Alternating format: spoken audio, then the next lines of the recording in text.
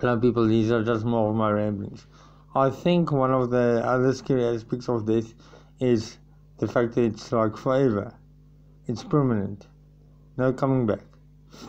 Which is why I also find it weird that we call those who end their own lives cowards, because death is scary. I'm not saying we should allow suicide. I'm against suicide all the way. I've had my friend attempt, another two of my friends both attempted. They're both now doing better. But I never thought they were cowards because death is scary. So how can they then be the cowards? But I digress. The permanent nature of it. The first period of non-existence, you happened. It was temporary. The second period is it won't happen. It's not temporary. So there's this asymmetrical time relationship with the first period of non-existence and the second period of non-existence. Also, and this is one of the problems I have with Shelley Kagan's philosophy. If you look at his Yale course, he states a very good argument, which is very difficult to argue against.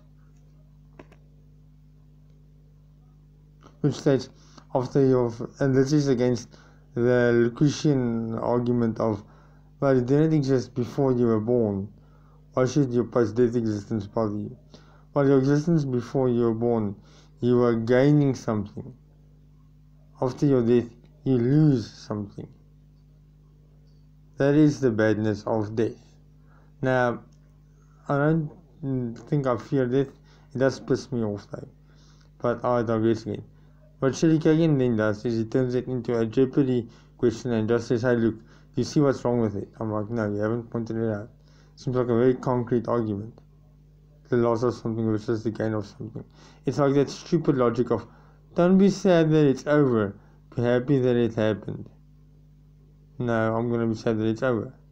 Like I said in a previous video, there's a sense of melancholy when you finish a good book, or when a good movie ends and you have to return to your normal life.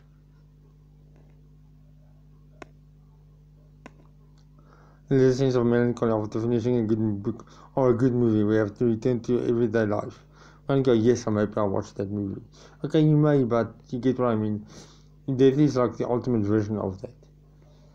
And also, I don't see any people with any long-term terminal illnesses on this subreddit going, yes, I'm not afraid of death. I saw a 21-year-old saying he was sad and depressed with his terminal cancer. You don't see people saying they're not afraid of death as their health is declining. Maybe one day when I get a job and actually are doing something else, these existential thoughts will abate and I can think about something else. But at the moment I'm at home, I don't have a job because of my illness. I'm waiting for surgeries to take place and there's a global pandemic. Thoughts of death are running rampant in my mind. It's all I think about basically. I'm seeing my psychiatrist in around a month. Maybe then I can talk to her about it and see what she can do. But it's not easy when your mortality is shoved in your face.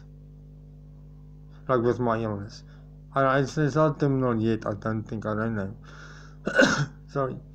But having knowing that this illness has killed people does make you think, hey, my mortality is being shoved in my face. So it's not easy being me at this moment with my mental health. Maybe some antidepressants might help.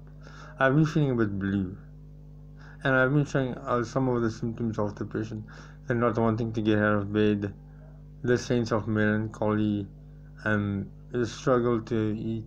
Well, I do force myself to eat, but I can't eat dinner. I didn't have lunch today. Well, I didn't have lunch because of my digestion.